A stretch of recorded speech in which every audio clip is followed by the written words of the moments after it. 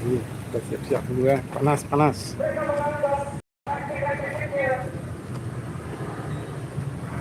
Tidak akan bisa memulihkan kekuasaan dia pada saat itu.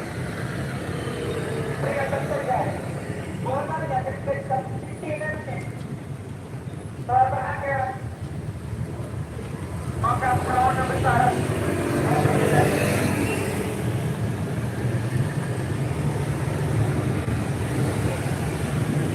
hari ini perlawanan kita sudah naik. Sekarang yang kita cari sudah tidak cukup.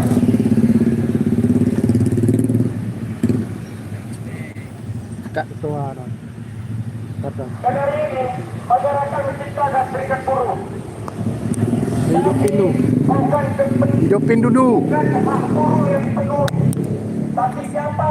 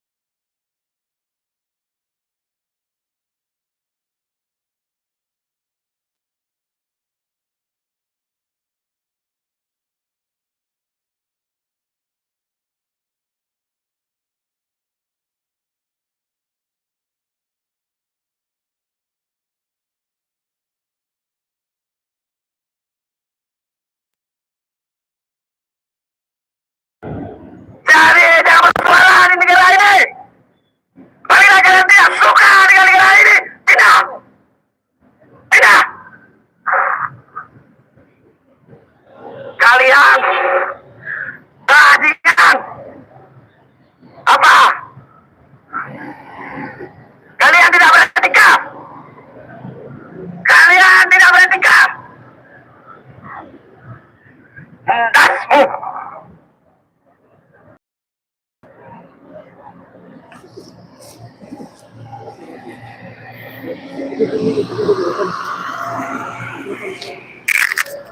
Lihat ya.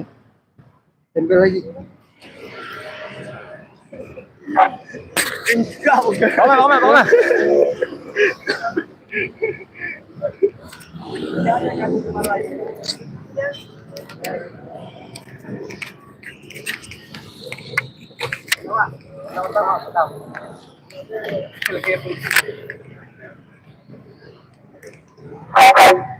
Komen. Tiga tuh. Tiga.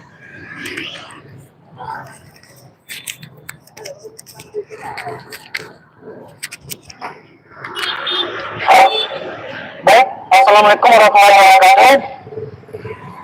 Sebelumnya kami mohon maaf kepada bapak ibu, kakak-kakak pengguna jalan. Mungkin hari ini aktivitas kami sedikit mengganggu. Hari ini adalah hari ketiga aksi Kamisan di Aceh Barat untuk ketiga kalinya. Di mana aksi Kamisan pertama kali terjadi pada tanggal 18 Januari 2007 yang diadakan oleh Ibu Sumarsih dan Suciwati, di mana Ibu Sumarsih adalah seorang ibu yang kehilangan anaknya di peristiwa Semanggi 1, yang meminta keadilan kepada negara untuk anaknya terkait pelanggaran HAM. Pelanggaran HAM yang sampai dengan hari ini sudah bisa dibilang 19 tahun beliau berdiri di depan Istana Negara, aksi Kamisan, tapi tidak pernah digubris oleh negara. Begitu bobroknya negara kita. Jadi hari ini aksi Kamisan terus merambat bahkan sampai ke Aceh Barat. Tujuannya hanya satu, meminta keadilan, memperjuangkan keadilan pelanggaran HAM, dan memperjuangkan hak-hak masyarakat kecil. Itu tujuan daripada aksi Kamisan di Aceh Barat, dan juga aksi Kamisan yang telah ada di Indonesia dari tahun 2007. Salah satu tuntutan kami adalah tegakkan supremasi sipil. Kenapa kami meminta tegakkan supremasi sipil? Karena sebuah negara demokrasi itu harus dipimpin oleh sipil, dan aparat negara TNI, Polri itu mereka bagian daripada pertahanan, tidak boleh masuk ke ranah sipil. Itu adalah bentuk daripada supremasi sipil.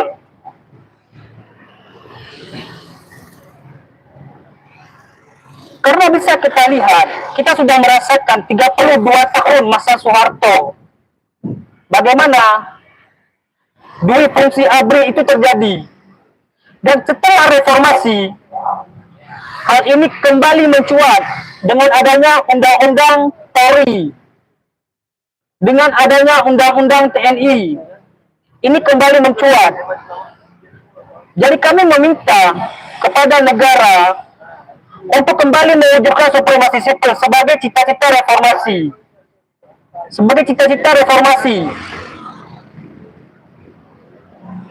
Itu yang pertama.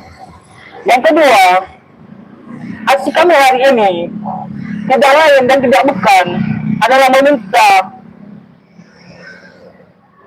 kasus-kasus pelanggaran HAM berat di Indonesia, baik itu pelanggaran HAM berat maupun pelanggaran HAM ringan, segala bentuk pelanggaran HAM itu harus diselesaikan, karena itu adalah bentuk daripada demokrasi. Berikan pertanggungjawaban kepada rakyat atas apa yang sudah mereka lakukan. Kita di Aceh punya berapa pelanggaran HAM, bahkan 3 diantaranya sudah diakui oleh Presiden sebelumnya, Joko Widodo. Salah satunya adalah Simpang KKA. kasus rumah gedong, dan juga Jambu Kupok, apakah hanya cuma diakui saja? Apakah hanya cuma diberikan pengakuan saja oleh negara? Kami meminta kasus-kasus pelanggaran HAM berat di Aceh maupun di Indonesia itu diselesaikan. Itu tujuan daripada aksi Kamisan. Itu tujuan daripada aksi Kamisan yang ada hari ini. Di mana di Aceh, kejadian simpang KKA itu lebih kurang hampir 30 orang meninggal. Bahkan sampai dengan hari ini kasusnya tidak pernah pelakunya tidak pernah dibawa ke pengadilan. Apakah kayak gitu negara kita? Ketika aparat yang melakukan itu dijaga habis-habisan, tapi ketika rakyat bersuara, rakyat meminta keadilan, diintimidasi, ditindak, dipukul, bahkan di Papua ditembak. Bayangin bagaimana mencekamnya negara kita hari ini. Harga pangan naik, bencana alam terjadi, tapi negara abai, rakyat terus diabaikan. Itulah kenapa kami di Aceh Barat berdiri aksi Kamisan meminta pertanggungjawaban negara atas kasus-kasus pelanggaran HAM, kasus ketidakadilan, dan bentuk kembali supremasi sipil. Itu yang kami minta.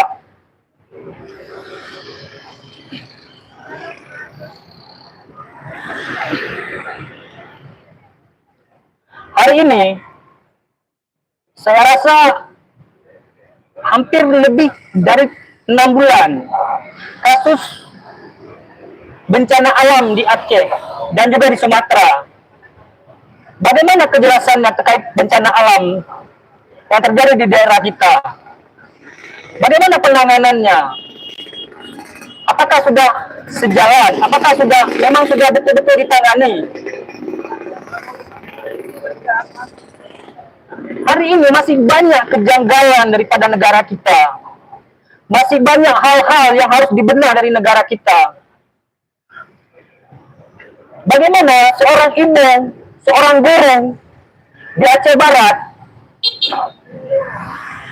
jalan menyusuri sungai dengan air yang deras hanya dengan 2 upas tali.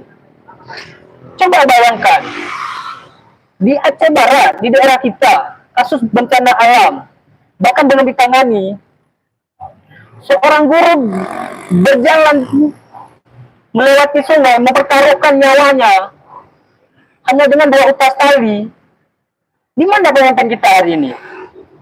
Ini baru tingkat daerah, belum lagi kita berbicara tingkat provinsi, tingkat negara.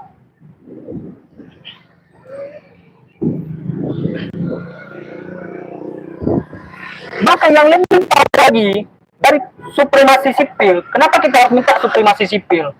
Mungkin kawan-kawan tahu kasus korupsi yang baru-baru ini. Kejaksaan.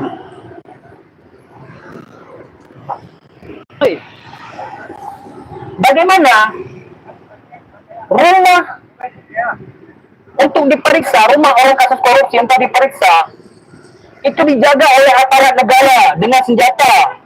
Bayangin, itu adalah bentuk intimidasi terhadap penegakan hukum di Indonesia. Makanya kenapa kita minta supremasi sipil, sipil yang pegang kendali, sipil yang pegang kendali atas mereka. Mereka hanya alat pertahanan negara, tidak boleh masuk ke sipil.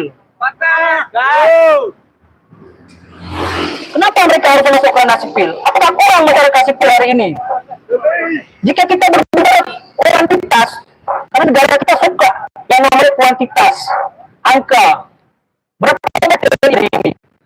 1 juta kita bilang. Berapa banyak Polri hari ini? 1 juta. Berapa banyak masyarakat Indonesia hari ini? 280 juta. Jadi berapa banyak mereka aktivitasnya? Kerja sama masyarakat.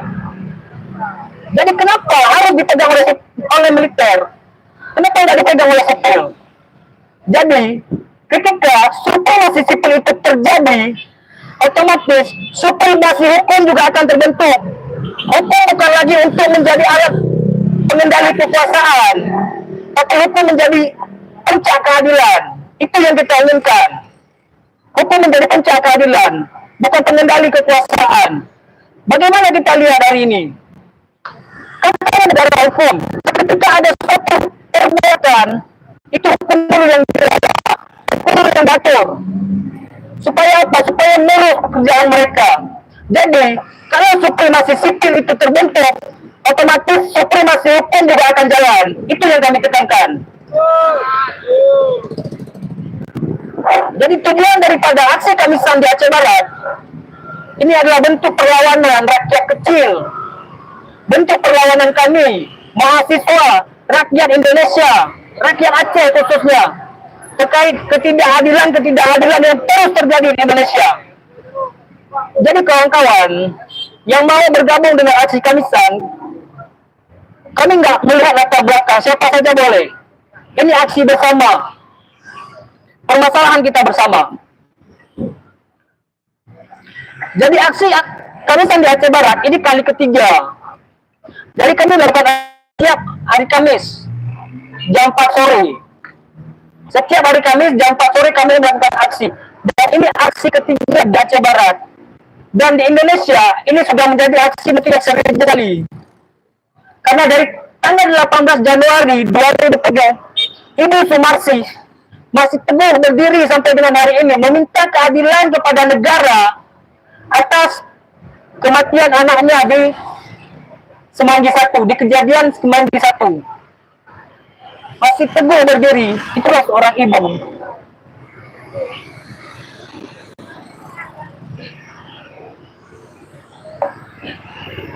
Di sini negeri kami, tempat wajiban.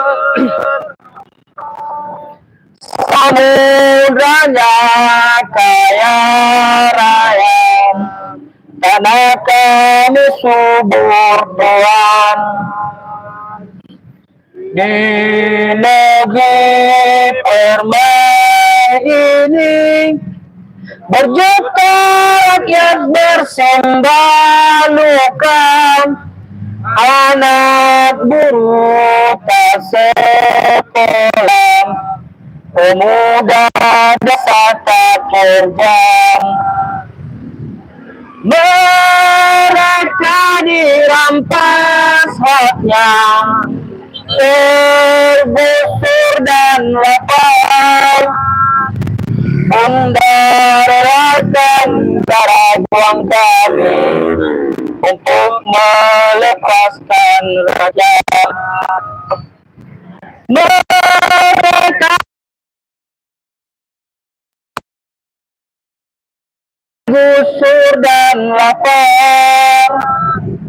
Bunda relakan darah juang kami, padamu kami berjanji, padamu kami mengabdi. Sekian dari saya. Assalamualaikum warahmatullahi wabarakatuh.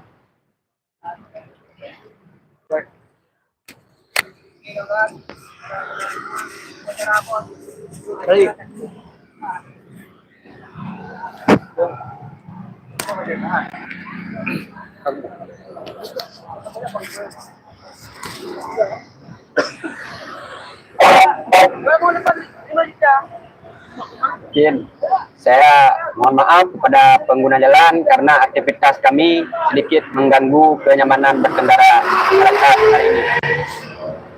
Jadi kawan-kawan, maksud dan tujuan kami dalam aksi Kamisan ini adalah untuk pertama menegakkan supremasi sipil. Mengapa itu penting?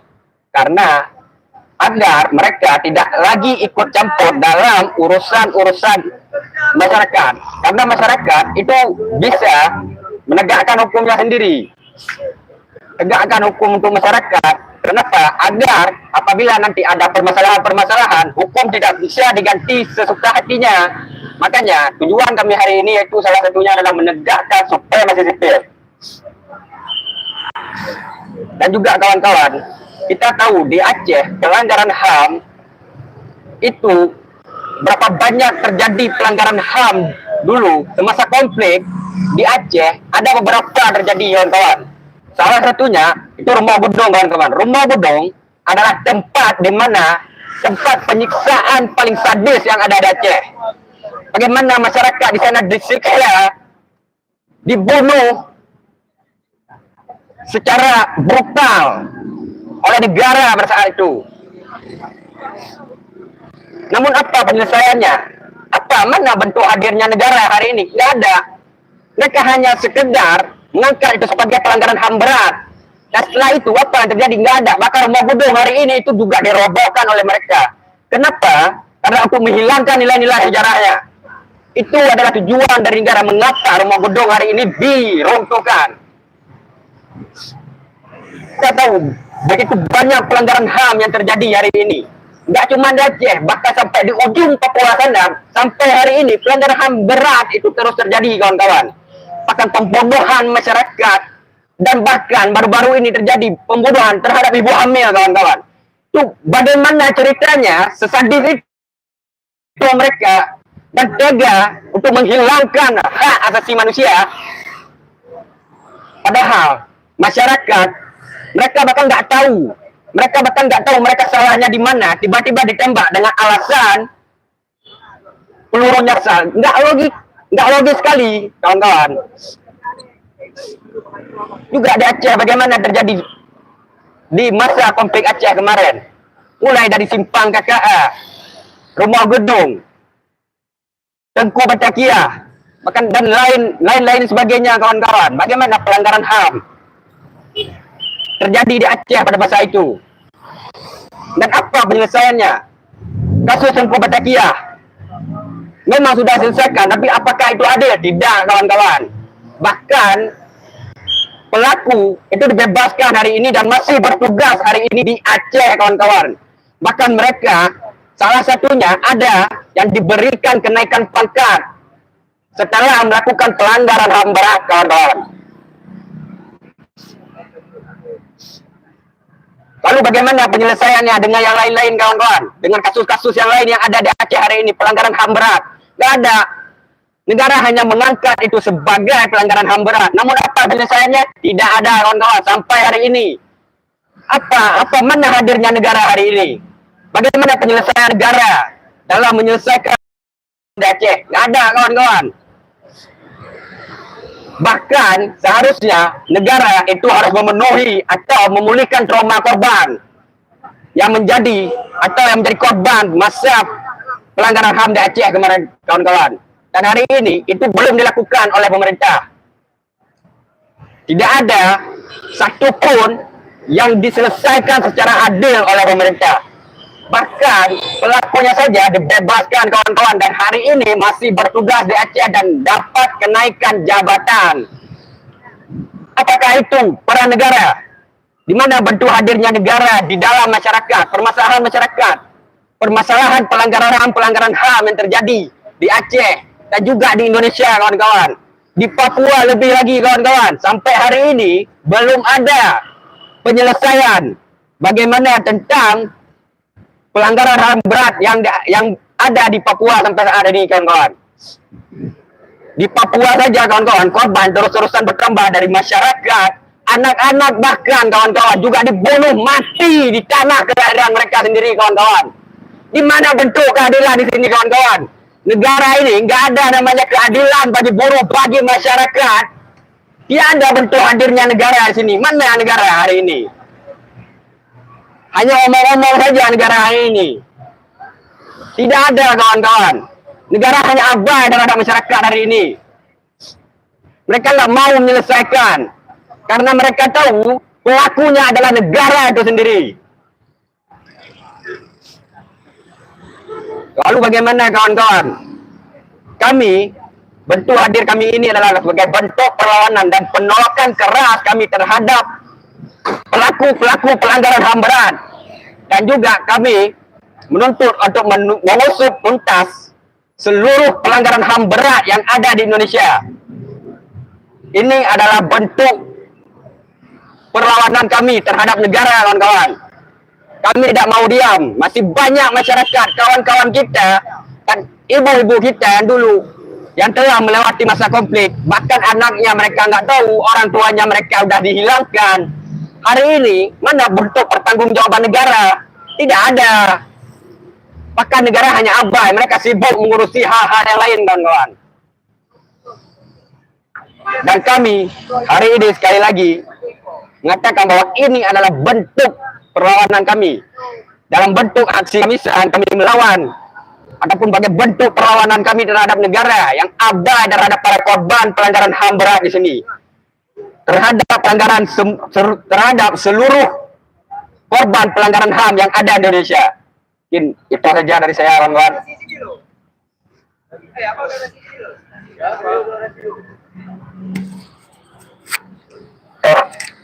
Keluarga damai.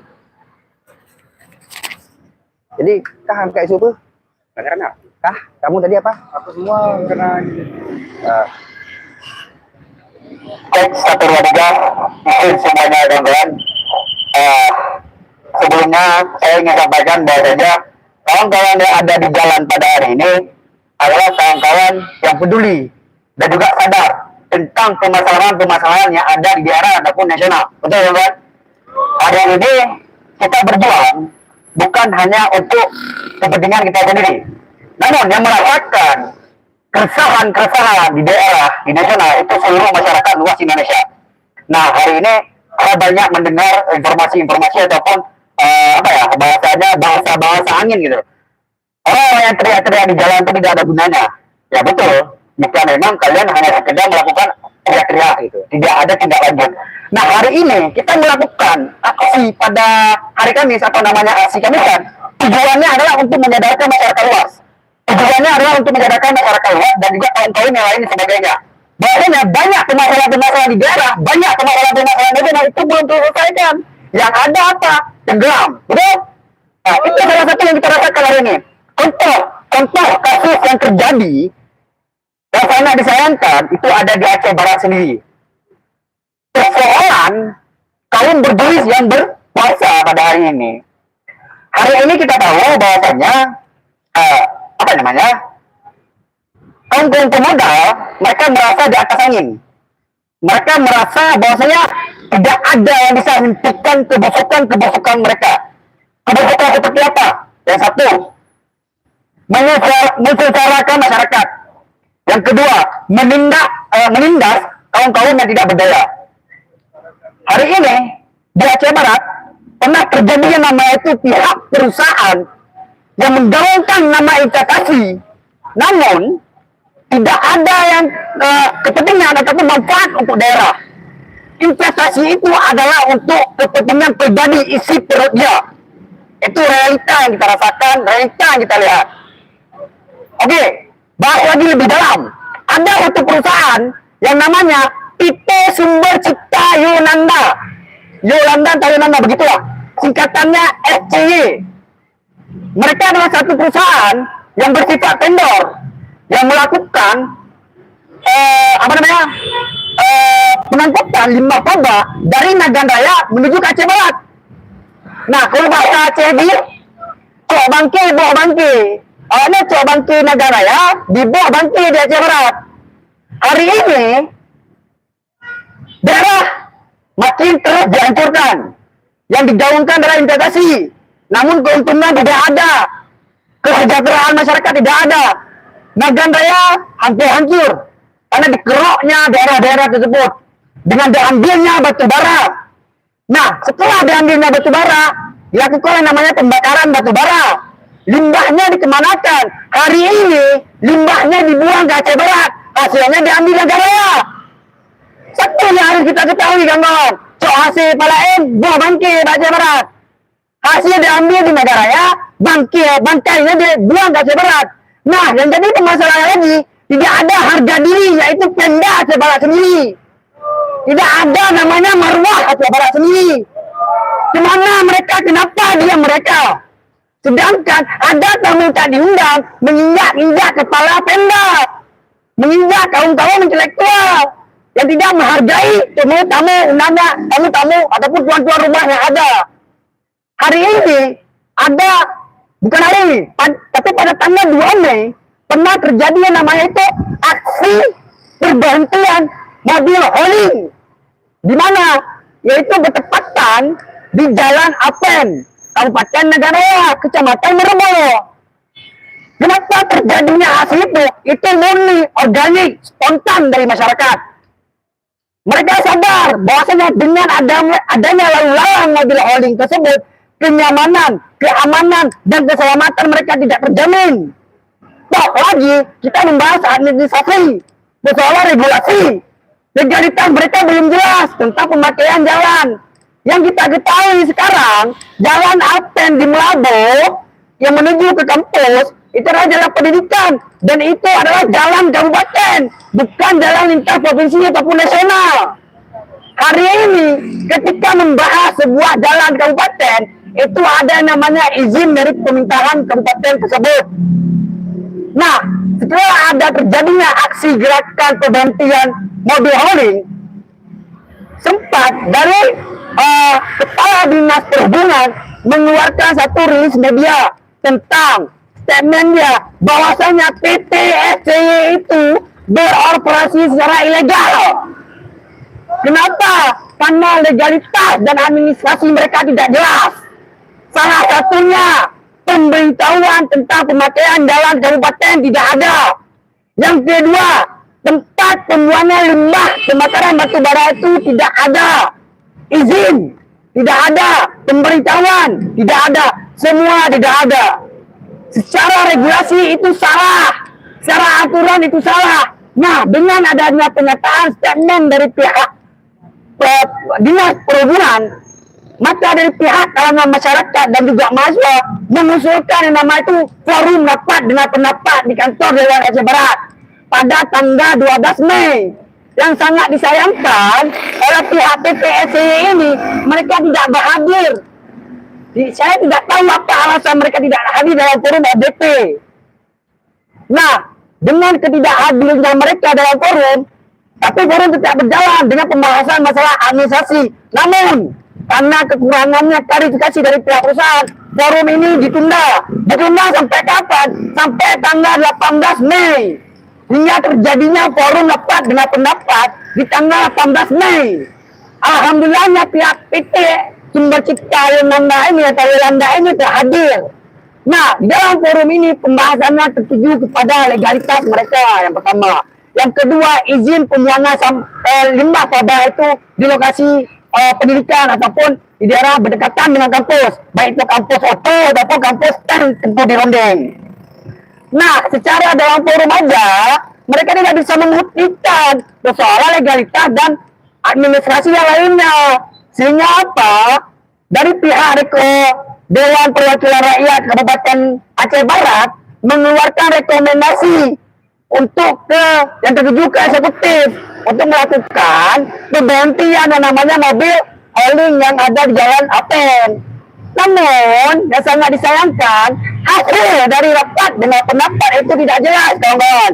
Kita nggak tahu dikemanakan rekomendasi itu. Kita nggak tahu bagaimana tindak lanjut dari Pemda sendiri. Sehingga apa? Dari pihak perusahaan, mereka merasa makin di atas angin. Sehingga dilaporkannya 3 instansi. 3 orang yang kena lapor oleh pihak perusahaan itu. Salah satunya siapa? Dinas Perhubungan yang dilaporkan. Yang kedua, Ibu Geci Gunung Kling. Yang ketiga adalah salah satu mahasiswa ataupun aktivis. Kenapa mereka dilaporkan? Karena mereka terancam dari pihak perusahaan, merasa terancam kepada pihak kalangan-kalangan masyarakat ataupun aktivis yang melakukan perhentian tersebut dengan alibinya A, dengan alibinya B. Salah satu yang menjadi pusat sorotan sekarang, laporan ini tidak jelas, katanya perdata, namun ada bersangkutan dengan pidana. Itu masih simpang siur, kawan-kawan. Itu yang harus kita garis bawahi. Nah, menjadi lagi persoalan karena kemarin itu dari statement Kepala Dinas Perhubungan mengeluarkan statement tentang perusahaan yang beroperasi jalan lintas kabupaten ini adalah ilegal dan pihak Dewan sudah merekomendasikan ke eksekutif untuk memberhentikan sementara dan pihak perusahaan wajib mempersiapkan ataupun menuntaskan masalah administrasi. Namun sangat disayangkan itu tidak diindahkan. Yang ada pihak disuruh dilaporkan, dilaporkan, aktif dilaporkan, dan mereka kembali beroperasi. Itu yang sangat disayangkan. Sekarang masih untung kita bilang bahwasanya mahasiswa sekarang yang ada di era Alpen itu lagi libur. Tetapi nggak bisa kita bayangkan dengan banyaknya lalu lalang mahasiswa di daerah Alpen bakalan mengancam keselamatan dan kenyamanan mereka berkendara di jalan pendidikan. Karena kenapa? Pihak perusahaan itu beroperasi dari jam 7 pagi sampai jam 5 sore. Sedangkan kita tahu mobil holding ini sangat besar, kawan-kawan. Satu mobil aja itu hampir memakai semua jalan, istilah bahasa gitu. Jadi dengan adanya yang lain seperti mahasiswa yang mau berpergian ke kampus, masyarakat yang ingin beraktivitas baik itu kerja ataupun kebutuhan lainnya, itu tidak akan terjamin keselamatannya. Itu salah satunya yang harus kita garis bawahi sekarang. Namun saya ingin peringatkan juga kepada masyarakat luar dan juga kawan-kawan mahasiswa yang ada di sini ataupun tokoh-tokoh intelektual, isu ini sebenarnya bukan isu yang sepele, kawan. Karena jika ini tidak tertuntaskan, tidak terselesaikan, baik itu laporan yang dicabut atau lain sebagainya, bakal lahir yang namanya itu Yolanda yang lainnya. Maka keselamatan, hak aspirasi dan bersuara di muka umum tidak ada lagi, kawan. Besok ketika kita ingin menyuarakan hak kita bersuara di muka umum, mengkritik satu perusahaan, mengkritik pemerintahan, maka kita akan dilaporkan, kawan. Itu yang bakal kita rasakan ke depan jika ini tidak dituntaskan. Maka hari ini perjuangan kita belum selesai, perjuangan kita tidak akan tamat. Jika hari ini kita mati, maka bakal lahir namanya kaum-kaum yang bela kebenaran ke depannya. Sepakat? Mungkin itu yang bisa saya sampaikan. Saya juga ingin menyatakan bahwasanya jangan tutup telinga, jangan tutup mata. Yang tersiksa adalah masyarakat Indonesia. Sekian, wabillahi taufiq wal hidayah. Assalamualaikum warahmatullahi wabarakatuh.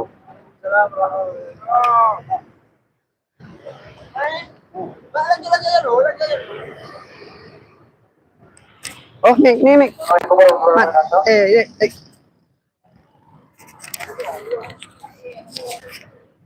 Sekali lagi kami memohon maaf kepada para pengguna jalan. Mungkin kegiatan kami mengganggu aktivitas lalu lintas kalian. Namun seperti yang kita ketahui, hari Kamis ini seperti Kamis sebelumnya, kami sudah menyampaikan bahwa kami akan terus turun ke jalan setiap hari Kamis untuk menyuarakan hak-hak masyarakat yang sampai sekarang belum dipenuhi oleh negara.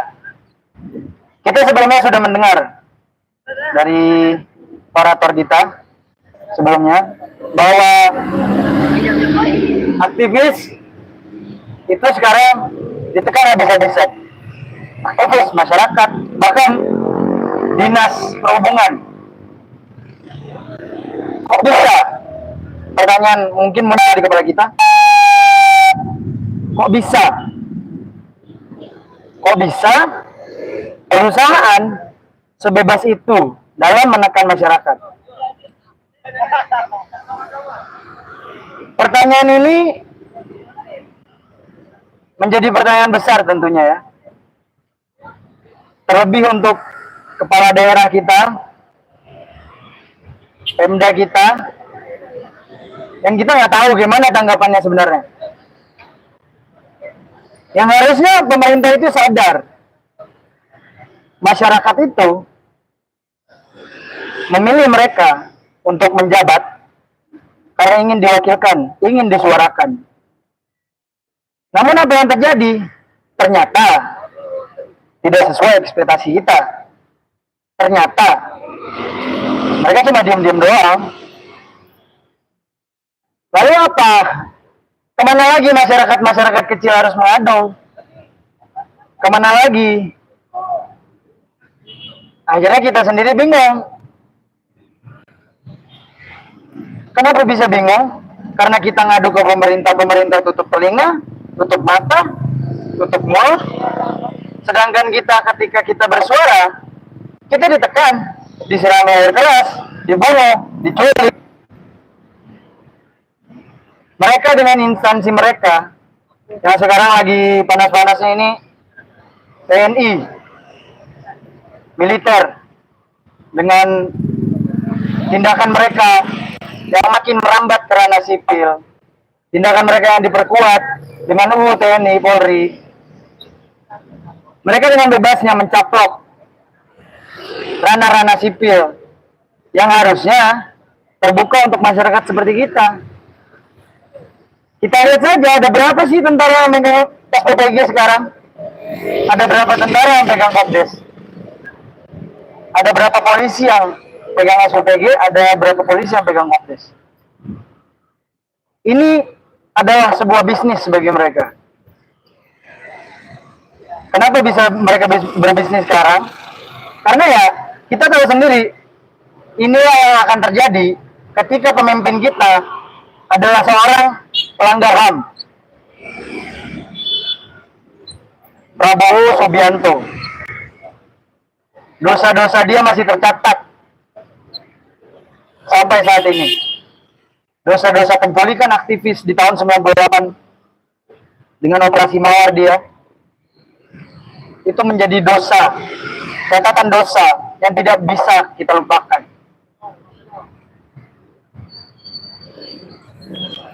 Negara ini menghargai nyawa manusia itu lebih murah daripada biaya hidup. Mereka membunuh dengan bebasnya. Mereka membunuh tanpa pikir panjang, dan ketika mereka menjadi tersangka,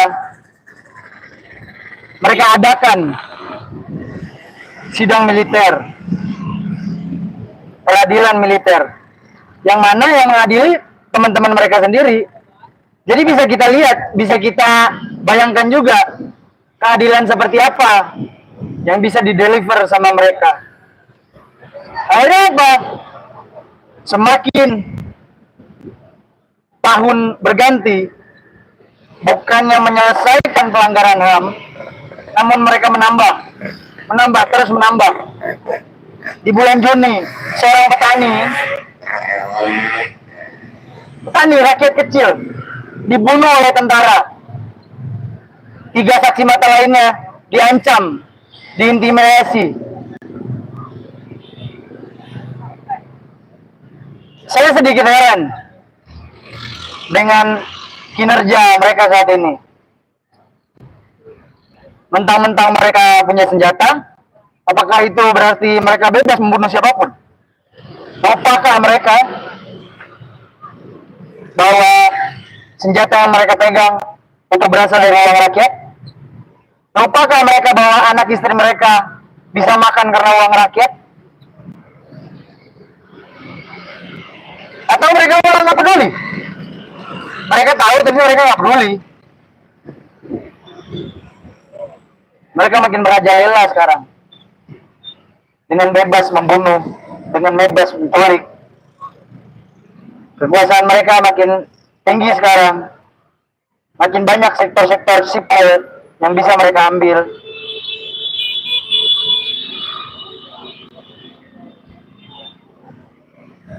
Lagi-lagi rakyat menjadi korban.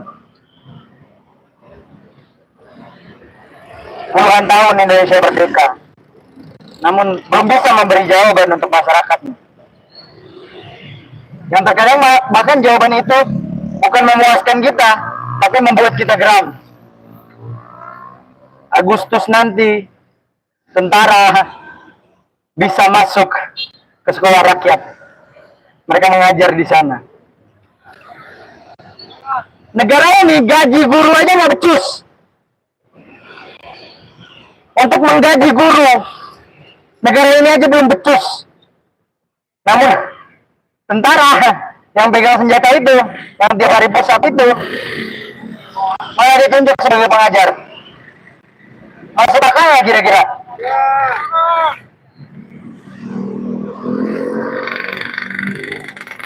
Jawaban negara atas orang-orang, atas anak kecil, atas anak-anak Indonesia yang belum mampu mengenyam pendidikan adalah sekolah rakyat.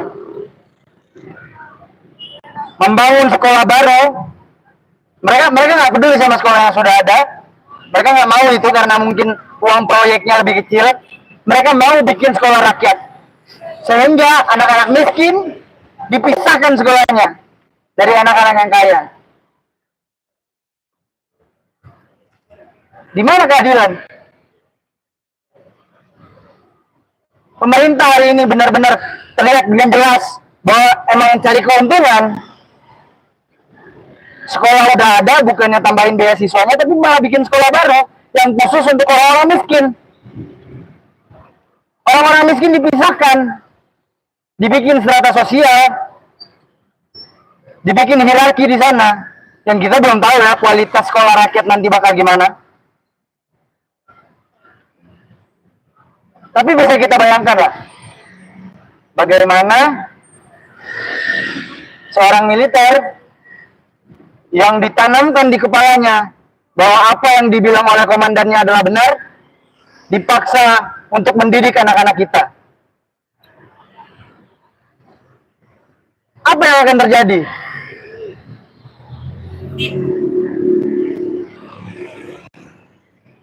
Siap salah, siap tobat, siap tobat.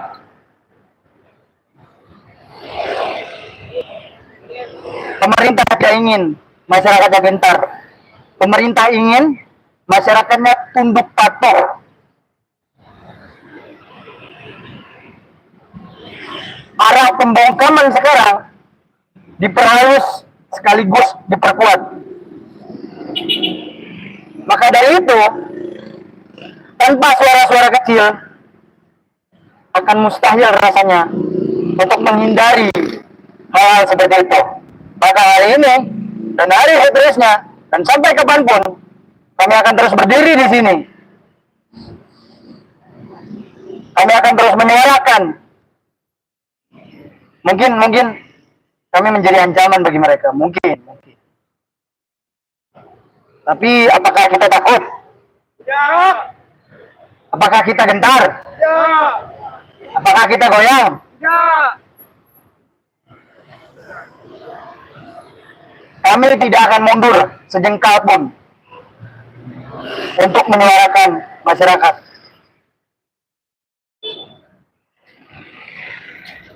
Hidup korban!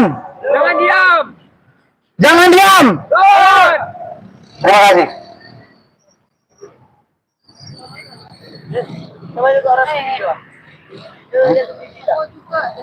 Oke, orasi kali.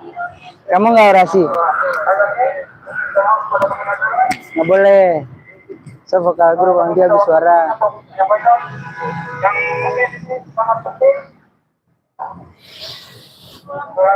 Pulang. Yuk. Apa pengertian? Payah. Payah. Yuk sini, sini. Hey.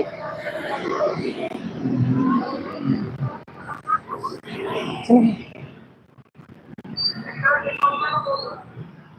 Ikut aku.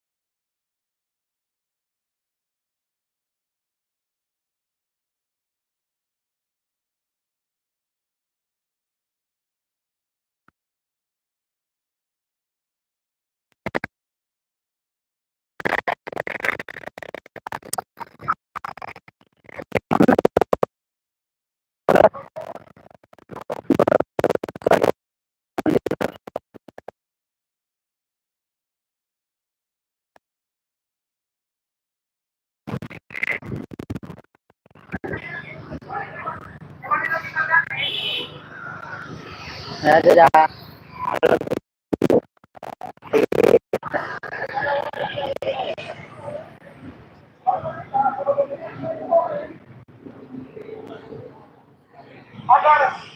Yang melakukan segera dia tuntas dan segera diadili.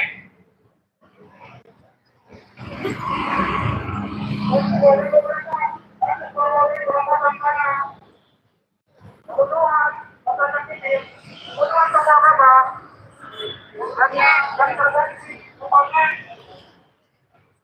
kita lihat depannya di Kenapa sih cabetmu?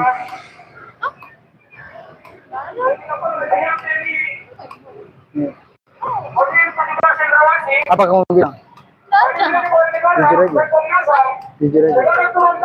Jujur aja.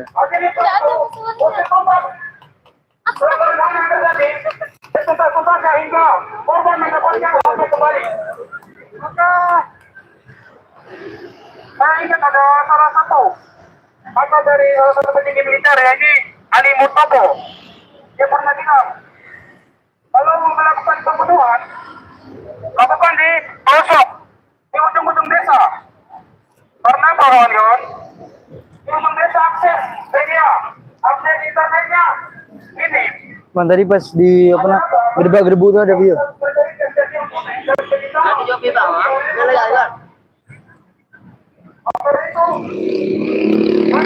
Akan selalu datang dan kembali ke titik ini setiap hari Kamis. Saya akan menuntut untuk para pelaku pelanggaran ada segala dan ini dan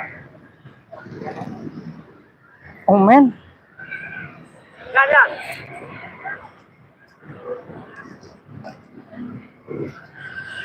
Langsung aja ya. Bang. Apa? Dari tadi emangku.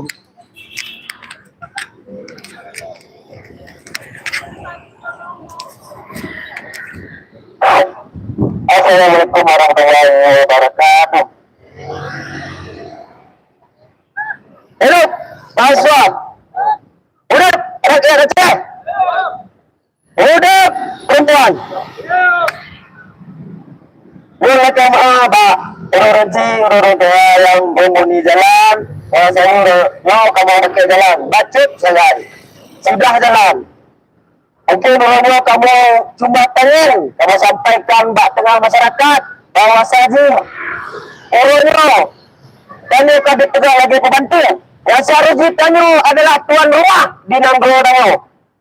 Tanya orangnya kami tegak sebagai pembantu yang seharusnya tanya adalah tuan rumah di dalam Nanggro. Tidak rajin tanya dalam sebuah rumah, tanya adalah kepala keluarga. Nah, akan sewa pembantu segera. Nah, ketika rumah tanya anak sesuai dengan keinginan tanya, ya seharusnya pembantu yang terpecat. Ya seharusnya pembantu yang terpecat, bukan tanya tatlong. Oh, kedua. Ya, orang akan pegat beli apa? Bawa saja. Rumah tanya yang diisi. Ya, gimana cerita?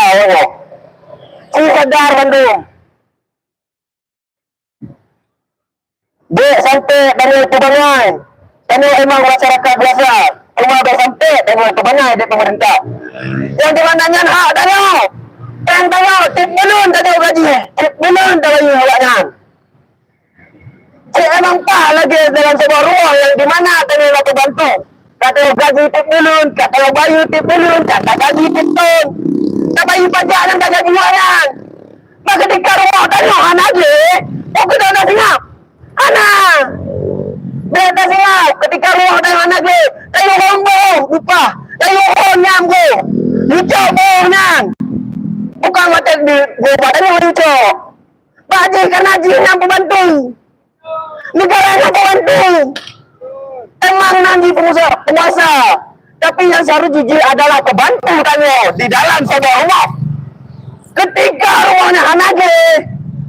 Ketika rumahnya nak utuh, ketika rumahnya nak kabekasan, ketika rumahnya kenapa? Kan lalu buka rumahnya karena ada kata gaji itu turun.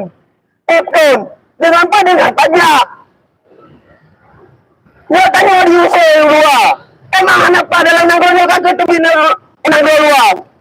Dan yang pun apa yang bayi jelam 5 juta. Orang apa yang dikebangai tanya orang di pemerintah.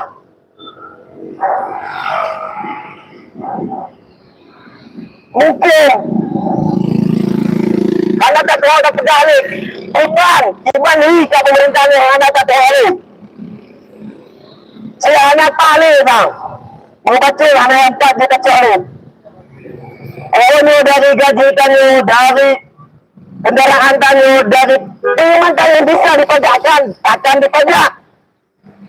Ketika anak diteng, pajak tanya, oh kan polisi, yang kerja polisi, gaji kata gaji deh, sini polisi apa? Pak polisi,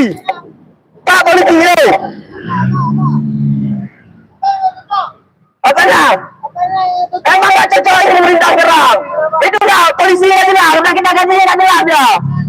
Emang lapar lagi polisi sekarang? Cuma ambil uang aja. Ayo gaji tuh kendaraan. Tuh kecelakaan, mana polisi, mana? Tuh kecelakaan. Kecelakaan di depan mata. Polisi duduk-duduk santai. Mana? Itu hasil yang udah kita gaji mereka.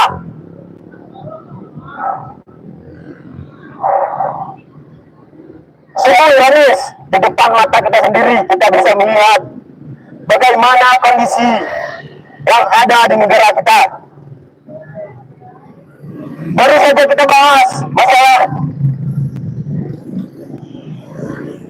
permasalahan yang ada. Sempat ada kejadian tanpa ada kejelasan dari polisi.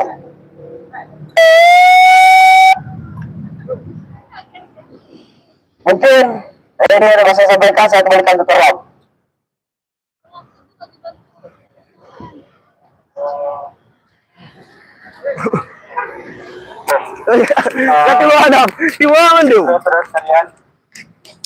Kita sama-sama lihat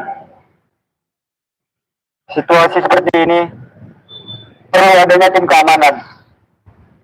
Dan kami tegaskan kepada Bapak Polisi, bukan hanya duduk di depan kantor dewan, Pak.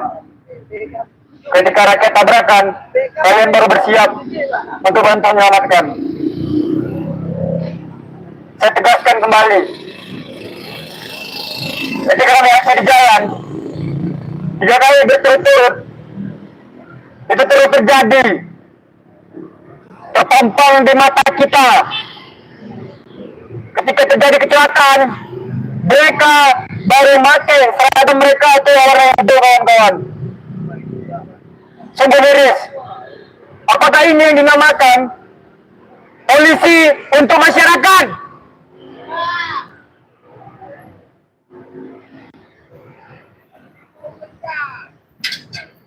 Hari ini kita nggak nyampe di kantor dewan, tapi kantor dewan yang dijaga.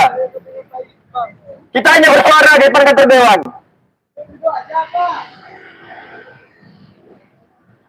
Saya rasa jelas di mata kita semua, pajak kita hanya untuk orang-orang yang tidak kompeten.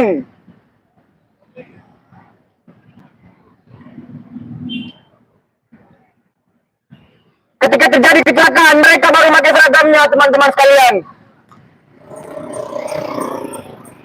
Apakah itu fungsi polisi? Hanya minta untuk mereka menjaga masyarakat, untuk aman berkendara di jalan. Yang notabene-nya gaji mereka dibayar oleh pajak rakyat.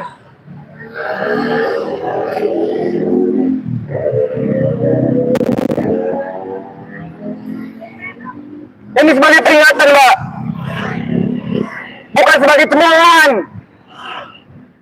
Ini sebagai peringatan kepada institusi Polri.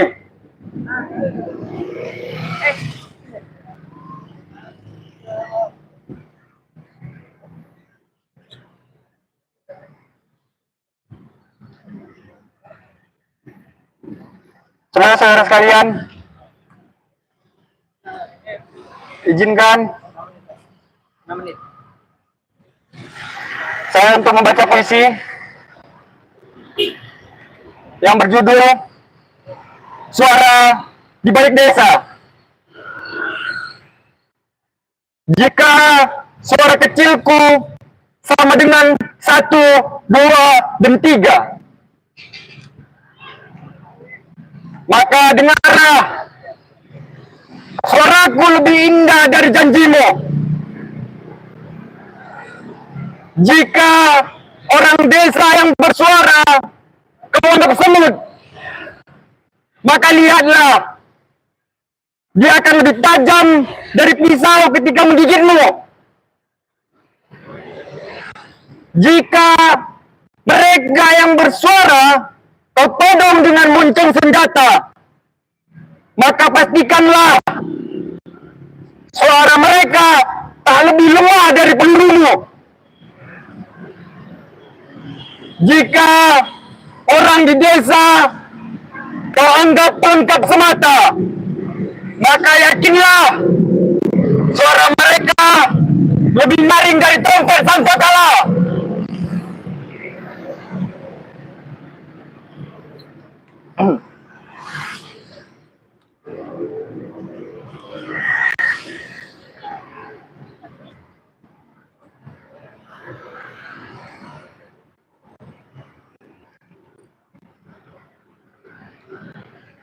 Saudara-saudara, ada satu puisi lagi, sekaligus nyanyian karya Wiji Tukul yang bernama asli Wiji Widodo.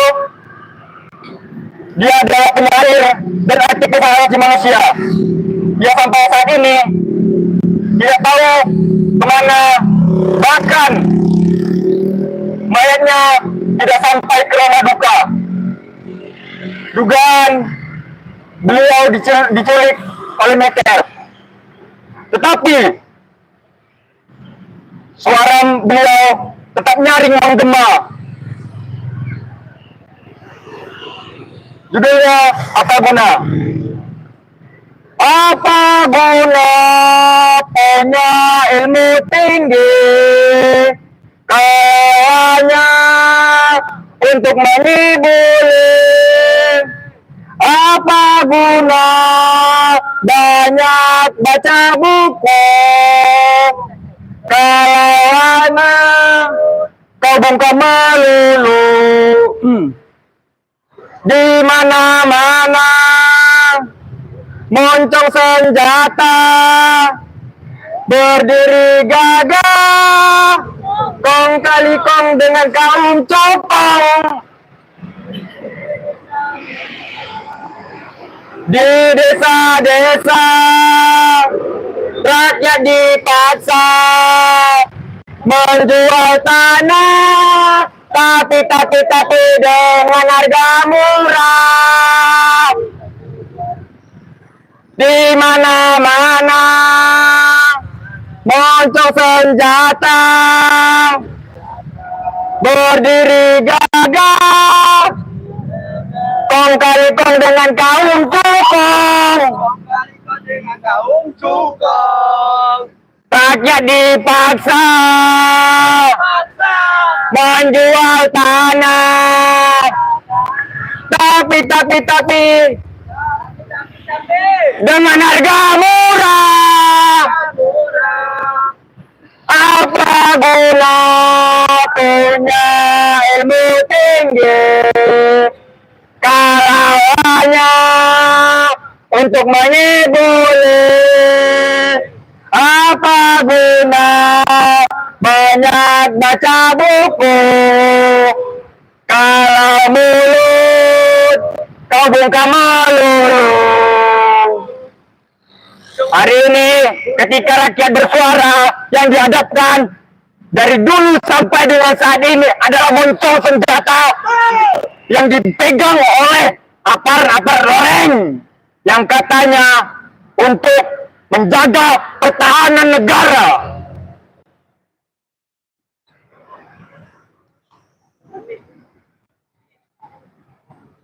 Kami sampaikan, kami akan terus kembali. Kalau TNI belum balik ke barat, sepakat kawan-kawan? Kami akan kembali ke jalan kalau undang-undang TNI dan undang-undang Polri yang disahkan sesingkat mungkin itu direvisi dan balik atas kedaulatan rakyat. Sepakat kawan-kawan? peringatan tegas TNI yang melakukan pelanggaran HAM dan melibatkan masyarakat harus diadili di peradilan masyarakat atau peradilan umum. Sepakat kawan-kawan? Kami tegaskan kembali lagi, hak asasi manusia diberikan oleh Tuhan. Jangan semena-mena dalam menyikapi atau memberantas hak asasi manusia rakyat Indonesia.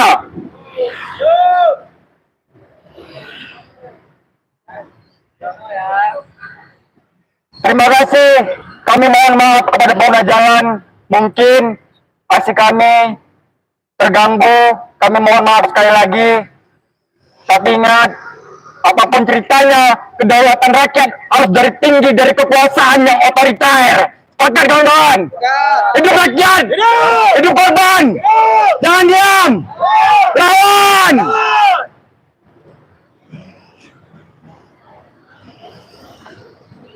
Kamu Pak, jangan dibuang ya, airnya masih banyak di dalam. Airnya masih banyak di dalam.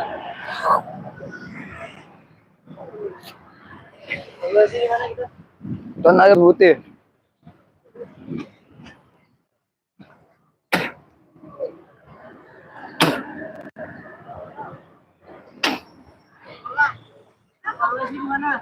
Di ini batu putih. Ada, abang terlepnya di sini. Abang terlepnya di sini. Oh iya, belum terubah ya? Udah sama-sama yang minggu kemarin. Dia memang sama. Apa juga dari Rilisnya? Iya. Rilisnya lain. orangnya lain. Karena situasi lain. Entah Gak lah apa-apa, ini itu dia. keren. Biar keren kalian tuh kebiasaan seperti itu. Kalau nggak Foto nanti ya. Justru karena Post. kebiasaan lah itu adalah Post foto masukkan ke gamisan ini deh. justru karena itu nggak terima begitu. Setiap hari Kamis tuh kan harus bangun pagi berarti susah kali Gamisan Aceh dihubungi. Barat. Buat Gamisan Aceh Barat. Iya nanti Rian. dirian lo tadi aku bawa.